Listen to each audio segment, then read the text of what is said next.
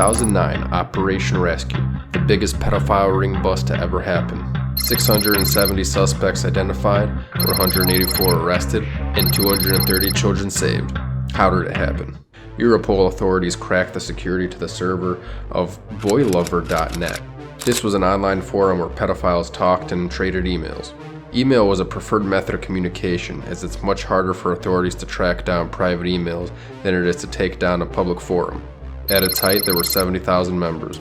Here they would trade child porn, or cheese pizza as they like to call it, which begs the question, if there are 500,000 kids missing in just America a year, and this was the largest pedophilia ring bust in history, why were there only 184 arrests? And do you think the massive worldwide demand has gone away, or have we just stopped hearing about it? In the dystopian future of movies like The Matrix, humans are used by aliens or a tyrannical government for servitude. But for true horror, we have to look no further than the evil we do to ourselves. Specifically, the evil we do to our little ones, the ones we're supposed to be guiding through this crazy world. Bring in Jeffery Epstein. Epstein ran an underage trafficking ring. He hobnobbed with the richest and most powerful people in the world. When wealth is concerned, borders disappear. America's wealthy class and England's are both implicated. Prince Andrew, shown here with a 16-year-old girl, denies this picture is real, even though it's been authenticated as not being photoshopped. As well as Bill Clinton, who traveled to Epstein's island 26 times in 2 years. So as you know, Prince Andrew denies the allegations against him, and he says that this photo is a fake, that he was never there, and that is not his arm, and they're not his fingers. Those are his fingers. That is Andrew. This photo has been verified as an original, and it's been since given to the FBI, and they've never contested that it's a fake. And I know it's real. And he needs to stop with all of these lame excuses. We're sick of hearing it. This is a real photo. And that was the first time you met him? And that's the very first time I met him. And that's right before I was abused by him. Most of Epstein's victims were girls from ages 13 to 16. But you see, Epstein was smart. He would only prey on homeless girls without parents so he wouldn't get caught. 2007. An indictment was served with crimes against around 40 teenage girls. But Epstein used his power and influence to sign a very generous plea deal with U.S. prosecutor Alex Acosta. Epstein pled guilty to 2 counts of soliciting prostitution from a minor. The lawyer that represented the girl was quoted as saying, "She was taken advantage of twice, first by Epstein and then by the criminal justice system that labeled a 14-year-old girl as a prostitute." Instead of getting a life sentence, Epstein only got 13 months in jail. But not only that, he got to go home during the day under what's called release privileges, something that sex offenders are not supposed to get. But he got anyway. Would have gotten a life sentence. A sentence anybody else without his money would have gotten. What's worse is that the plea deal granted immunity to any possible co-conspirators. When questioned about this, Acosta said, "At the end of the day, based on the evidence, professionals within a prosecutor's office decided that plea deal that guarantees someone goes to jail, that guarantees he registers as a sex offender, generally, and guarantees other outcomes is a good thing." Between 2001 and 2006, it said that Epstein assaulted about 80 teenage girls. July 6, 2019. Epstein was arrested again.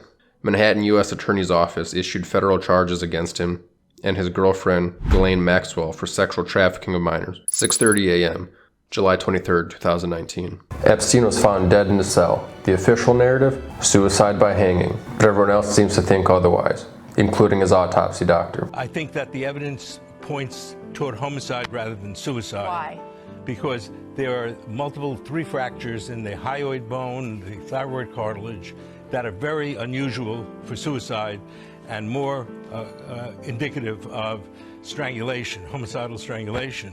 Suspiciously, all of the cameras that were watching Epstein malfunctioned at the same time, and the guards that were supposed to be watching him had fallen asleep.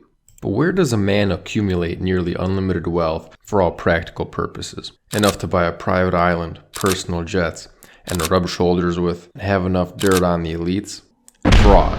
That's right, this guy was crooked start to finish. Epstein was introduced to Stephen Hoffenberg, and they got to work together at Hoffenberg's company, Towers Financial Corporation. On the outside, Towers Financial Corporation was touted as a debt collection agency, but in reality they were scamming investors and stealing money from the till. Hoffenberg and Epstein were the perfect duo. Hoffenberg even said that Epstein was, quote, a genius with no moral compass. Together these guys scammed thousands of investors for $450 million.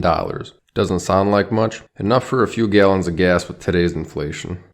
Well, I forgot to mention this was in the 90s. Ah, the 90s, when the petrodollar was strong, Politicians had enough decency to hide their corruption, and America was too busy killing innocent people with depleted uranium to purposefully destroy their own economy.